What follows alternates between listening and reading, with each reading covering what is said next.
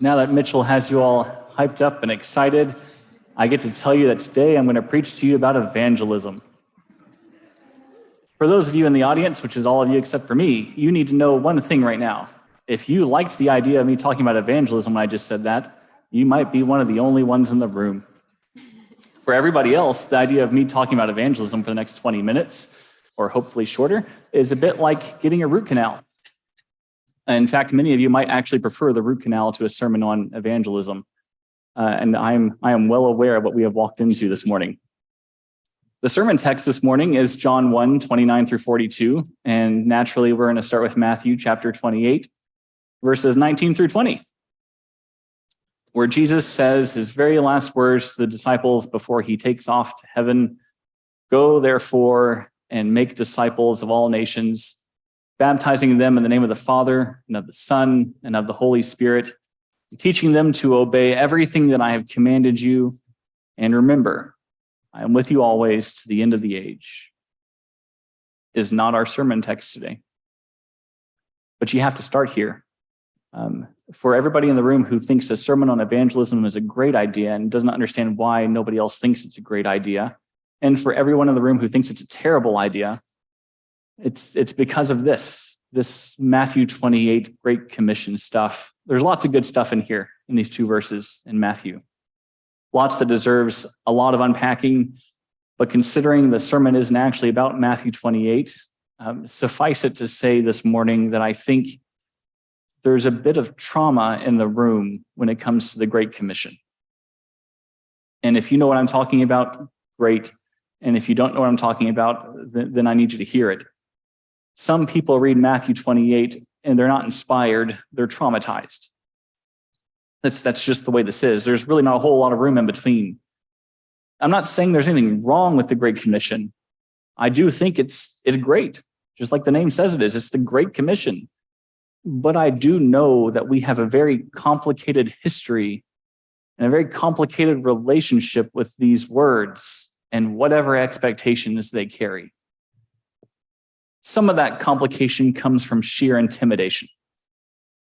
After all, it's a very tall order to go and make disciples of all nations. That's a lot to ask. You have to go to lots of nations to make disciples of lots of nations. You have to learn lots of languages and figure out how to best represent the gospel to lots of different peoples and lots of different places with lots of different languages. And even if you choose just to stay domestic and not do that international bit, you still have to know how to do it, whatever that means. What do you teach? What do you say? What do you not say? How do you act? How do you handle rejection? It's an intimidating endeavor to take this Great Commission seriously. It is. And then there's the pressure. There's the pressure of the souls and salvation. A low grade in your evangelism class isn't the same thing as a low grade in macaroni art in kindergarten. The stakes are higher. Real people with real souls who need to hear the gospel from you means the real risk of messing it up colossally. Not to mention the peer pressure from those that seem to excel in this particular class, who make it look easy and make you look and feel defective for struggling with it. How in the world do you confess that evangelism is difficult to somebody who seems to just do it so naturally? You really should just stay quiet. That's easier to handle it that way. Or sometimes you end up feeling like you could somehow be a lesser Christian because you don't evangelize enough. As if you could tell me what enough was. Any of you, just tell me what enough evangelism is. Nobody can define that. What does that mean? As if that's a thing. And we haven't even mentioned the public reception yet, because that's the cherry on top of this mess, isn't it? Evangelism isn't just a weird, complicated thing inside the church. It's even more so complicated and messy outside of the church. People tend to think they already know all of the things that you're going to say before you even say it. So they'd rather just not hear anything from you at all. Worse, what they expect to hear from us is some form of judgment or despair and hatred. And I wouldn't want to hear any of that either. So, and I say this understandably and with full sympathy, we Christians tend to want to stay in our lane, and evangelism becomes some sort of historic artifact of the church. We had to have it to get where we are. Something that used to have a place, but it's now relegated to a corner full of shame, confusion, and guilt from everybody involved. For example, you might not know this unless you've heard me rant about it before. It turns out that telling people in public that you're a minister has a certain effect on the ambiance of the conversation. There was even a great little newspaper article that I saved a long time ago, a little cartoon of a guy standing at a bus stop and everybody's crowding around him and he doesn't like it and everybody keeps crowding him on the bus. And so the next day he rides the bus to work, he wears a t-shirt that says, "I'm a minister." And then he's got like half the bus to himself. It's a perk, I guess. Just this week, I had a friend of mine text and say that his wife, who in their marital structure has been the one designated to take all kids to all birthday parties, was sick. And so now he had to take a kid to a birthday party. And he texted a group of us preachers and said, "Well, fellas, I'm going to a birthday party. If I don't come back, just assume it's because they stoned me for being a minister." And kid you not, was relegated to the cooler that had the water in it, because after he found out that he was a minister, they just put him in the sober corner over by the water, and then nobody talked to him for the rest of the party. And that's how it went. And that's honestly best case scenario, because whenever people find out you're a minister, it doesn't usually go well. It's not a well-received job in the public eye. And it's not just ministers. Evangelism is it's just messy, isn't it? Pick a story, pick any story. I've had doors slammed in my face and been yelled at about how nobody wants to hear about my Jesus. Evangelism it's not a hot topic thing out there. I'm sure all of you can think at least to a story about evangelism that either happened to you personally, or if not to you personally, it's something that you've heard about secondhand. When you've tried to do some sort of evangelism, it doesn't usually go the way it's supposed to. Sometimes it does, but it's a mess. One of my first experiences with evangelism proper was I was invited / voluntold by the minister of the church when I was a teenager to go with him on a scheduled meeting of evangelism. And I was intrigued and I wanted to know what that was supposed to look like. And so I tag along. I'm told in advance I don't need to know anything or say anything. I'm just there to observe. And I'm thinking this is great to get to watch somebody do this in action, this evangelism thing, saving the souls. And so I show up and I don't know what was supposed to happen. I know what actually happened. What actually happened was a very confusing hour-and-a-half conversation about metaphysics. And a very confused-looking couple staring back across the table as we tried to discuss in a very one-sided conversation, what exactly is time and eternity anyway? And it didn't really go anywhere.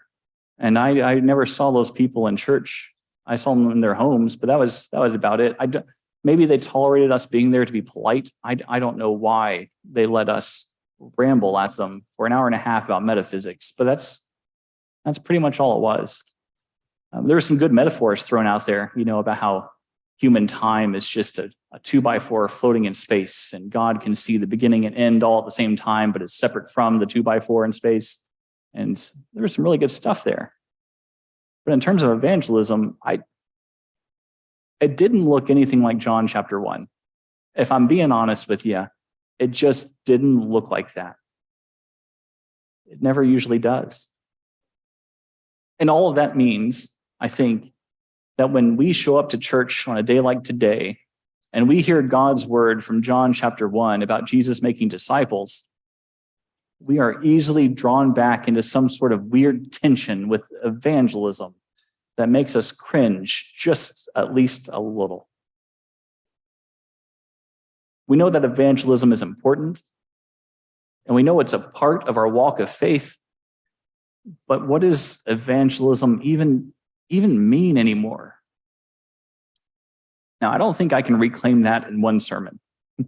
I don't think I can heal the wounds that are self-inflicted or otherwise that are associated with evangelism, nor do I think I can sort out that politics stuff that's tied in here somewhere. But I do want to try to at least set one thing straight today. Just one small item on the agenda.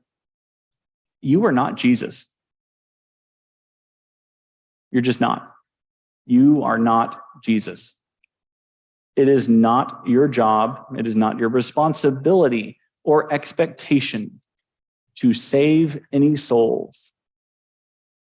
You don't save souls. That's not what you do. Jesus saves souls. You don't. You're not Jesus.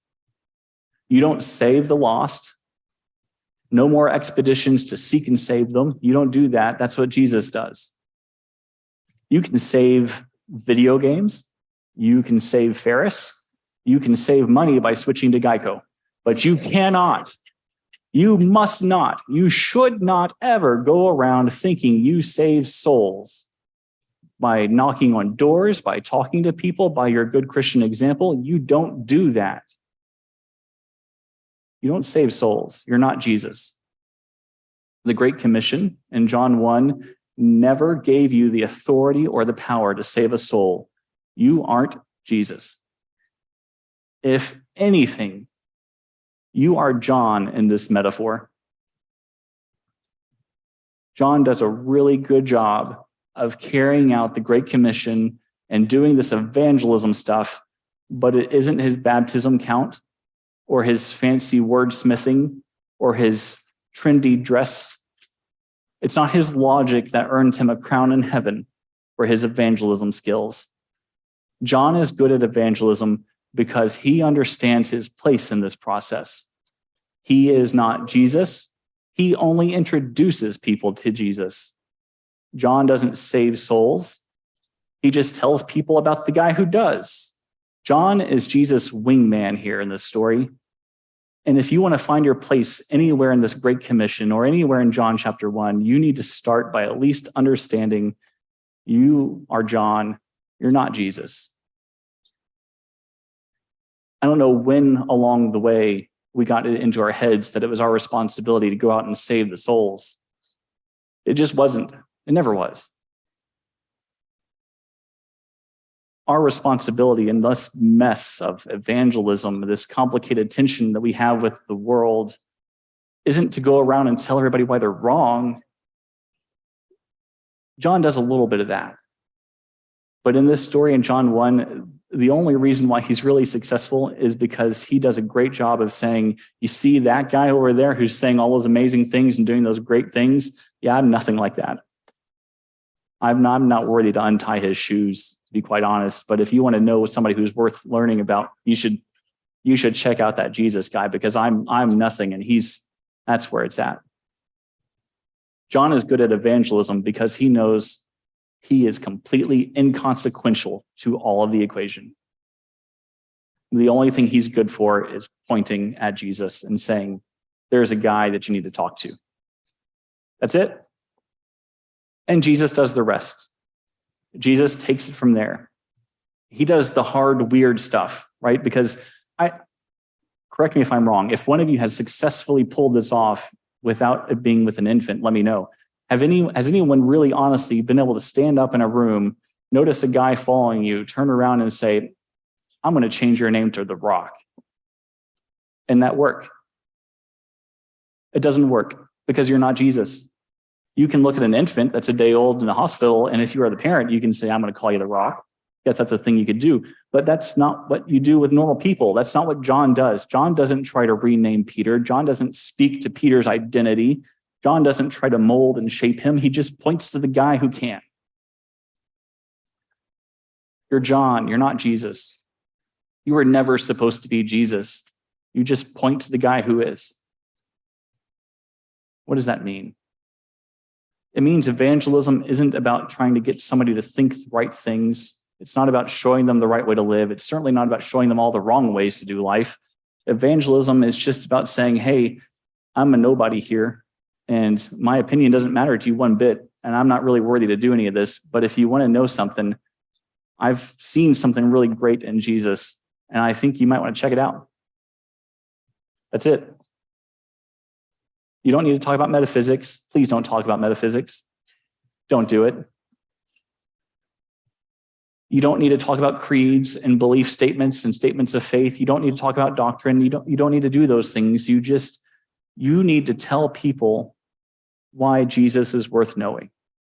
And there's only one way you could ever possibly do that successfully. There's only one thing you should ever do, and that's be you. Just say what you know, just say what you've experienced. There's a reason why you believe in Jesus. Your job as John the Baptist is to tell somebody else who doesn't the story of why you chose to believe in Jesus. So John looks at Peter before he's even Peter. John looks at Simon and says, Simon, you see that guy over there? I saw something incredible whenever I met that guy. The heavens split open and this dove descended and it changed me. And Simon, if you want to know what that story is all about, you should go ask him because I'm still trying to figure it out.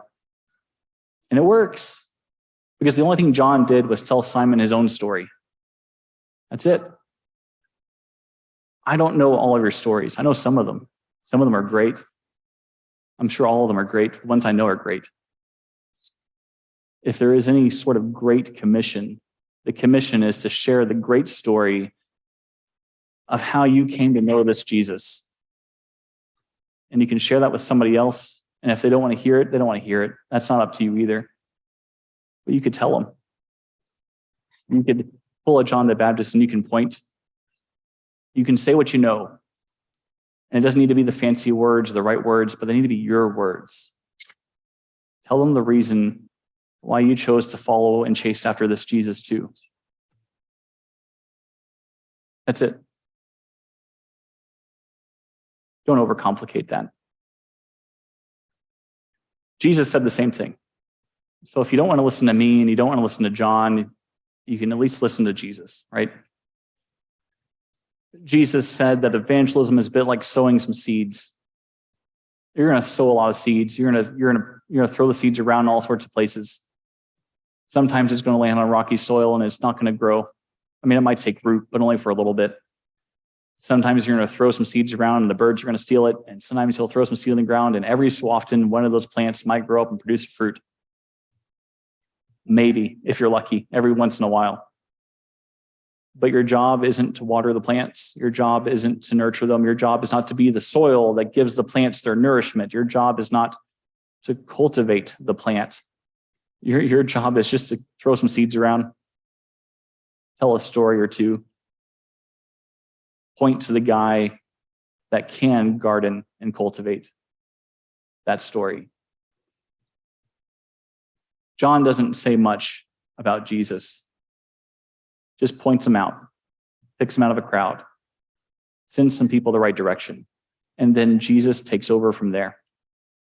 And he draws them in further and closer and deeper.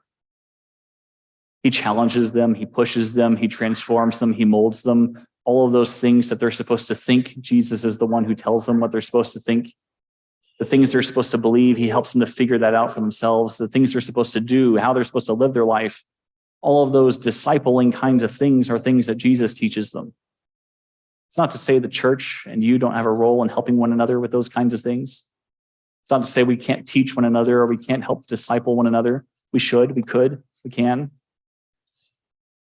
But it definitely means that whenever you do those things too, you're still not Jesus.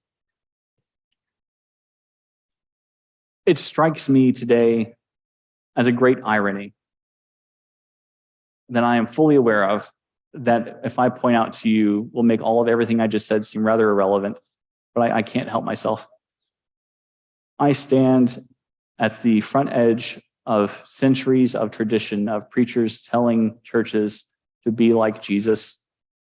And today I tell you to stop it in this one regard of your Christian walk. Be like John. Don't try to be the Jesus hero. You're not the savior of the world. Just this one time in this one sermon, be John the Baptist. And come to this table and find not your body broken, but Jesus' body broken.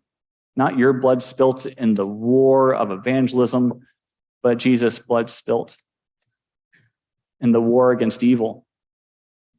Find at this table a body broken for you, not your body broken for someone else. And along the way, consider pointing out this table to someone else. Tell your own story of what the body broken means to you. Tell the story of how Jesus has changed your life to someone else, and be honest about it. Tell them you're not Jesus, but you know a guy who is. Tell them that you're nothing compared to him, but he really is truly amazing and has done wonderful things in my own life, and I know he could for yours too.